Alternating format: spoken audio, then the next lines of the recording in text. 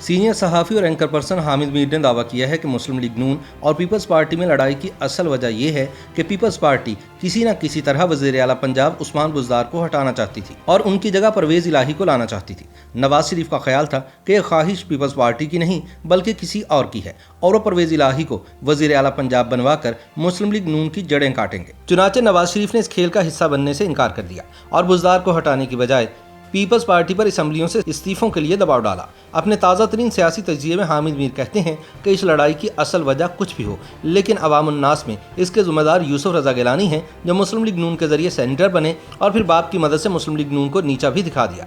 लिहाजा अब इनकी सियासत एक ऐसे बाप की मरहून मिन्नत है जिसका दस्ते शफ़क़त हासिल करने के बाद वो एक सरकारी अपोजिशन लीडर कहलाएंगे। हामिद मीर कहते हैं कि यूसुफ रज़ा गिलानी बड़े कमाल के आदमी हैं। सन 1985 में जनरल ज़ियाउल हक ने गैर जमाती इंतखाबात के जरिए पाकिस्तानी सियासत में कई बीमारियों को मुतारिफ करवाया। इन गैर जमाती इंतखाबात में यूसुफ रज़ा गिलानी रुकने कौमी असम्बली और नवाज शरीफ रुकने पंजाबी असम्बली बन गए। बाद वज़ीर आज़म मोहम्मद खान जुनेजो ने यूसुफ रज़ा गिलानी को वफाकी वज़ीर और जनरल ज़ियाउल हक ने नवाज शरीफ को वज़ीर आला पंजाब बना दिया। जनरल ज़िया की छतरी तले बनने वाली मुस्लिम लीग में इन दोनों का अपना अपना मुकाम था। हामिद मीर याद दिलाते हैं कि सन 1988 के इंतखाबात से कबल यूसुफ रज़ा गिलानी पीपल्स पार्टी में शामिल हो गए। जब पार्टी टिकटों का फैसला हो रहा था तो पीपल्स पार्टी जिला मुल्तान के सदर अल्ताफ़ खोखर ने यूसुफ रज़ा गिलानी की बजाय रियाज हुसैन कुरैशी को टिकट देने की सिफारिश की, लेकिन फैसला गिलानी साहब के हक में हो गया। इलेक्शन में गिलानी साहब के मुकाबले में नवाज शरीफ भी कूद पड़े, लेकिन यूसुफ रज़ा गिलानी ने मुल्तान में इन्हें शिकस्त से दोचार किया। हामिद मीर के मुताबिक मरकज़ में मोहतरमा बेनज़ीर भुट्टो वज़ीर आज़म बनी तो उन्होंने गिलानी साहब को इनकी ख्वाहिश पर वही वजारतें दी जो जनरल ज़िया के दौर में भी इनके पास थी। इस दौरान पंजाब में नवाज शरीफ दोबारा वज़ीर आला बन गए। मोहतरमा बेनज़ीर भुट्टो और नवाज शरीफ में शदीद महाजराई शुरू हो गई। यह हकीकत किसी से ढकी छुपी नहीं कि नवाज शरीफ को ताकतवर इदारों की हिमायत हासिल थी, लेकिन गिलानी साहब का कमाल देखिए कि वो मरकज़ और पंजाब में मुफाहमत कराने नवाज शरीफ के पास पहुँच गए।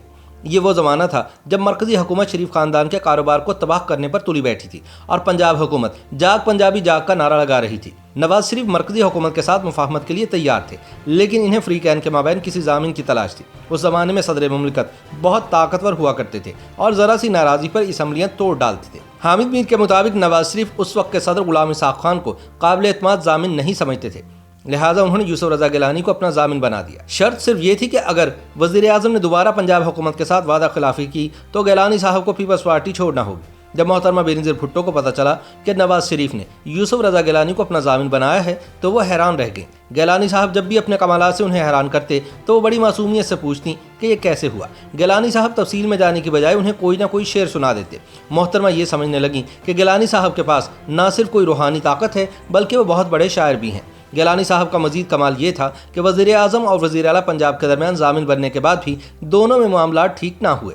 ना गिलानी साहब ने पीपल्स पार्टी छोड़ी, ना नवाज शरीफ ने ताकतवर इदारों के साथ मिलकर साजिशें करना छोड़ी और आखिरकार सदर गुलाम इसाक़ खान ने मोहतरमा बेनज़ीर भुट्टो की हुकूमत को बरतरफ कर दिया। सन 1990 में नवाज शरीफ वज़ीर आज़म बन गए। सन 1993 में गुलाम इसाक़ खान ने इन्हें भी चलता किया और नए इंतखाबात में मोहतरमा बेनज़ीर भुट्टो दोबारा वज़ीर आज़म बन गए।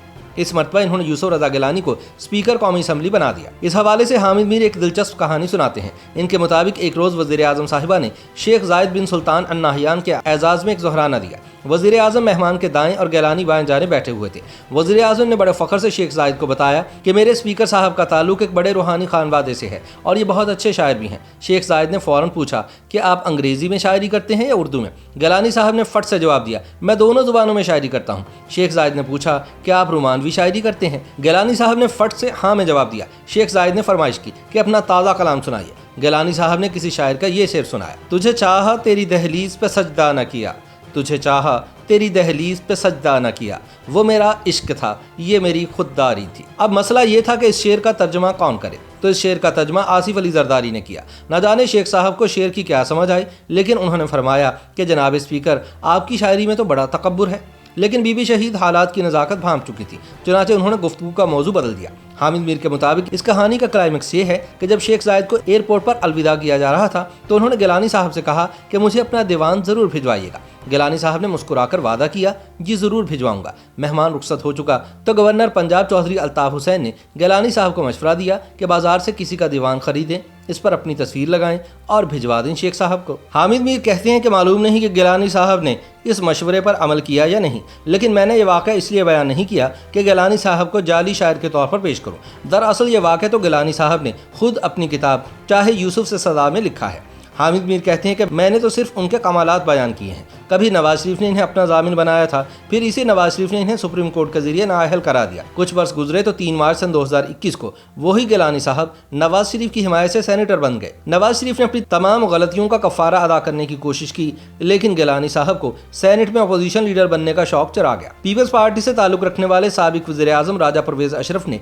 मुस्लिम लीग नून से वादा किया था कि अगर गिलानी चेयरमैन सेनेट के लिए पीडीएम के उम्मीदवार होंगे तो अपोजिशन लीडर मुस्लिम लीग नून से होगा। गिलानी अपनी पार्टी की गलती से चेयरमैन सेनेट का इलेक्शन ना जीत सके। इन्हें बड़ा ज़रफ दिखाना चाहिए था, वादा पूरा करना चाहिए था। जब मुस्लिम लीग नून ने इन्हें बार बार वादा याद दिलाया तो गिलानी साहब बलोचिस्तान अवामी पार्टी यानी बाप के वोटों से सेनेट में अपोजिशन लीडर बन गए। लेकिन कमाल ये हुआ कि बाप वालों ने चेयरमैन सेनेट के इलेक्शन में हुकूमती उम्मीदवार सादिक संजरानी को वोट डाला और अपोजिशन लीडर के लिए गिलानी साहब की हिमायत कर दी।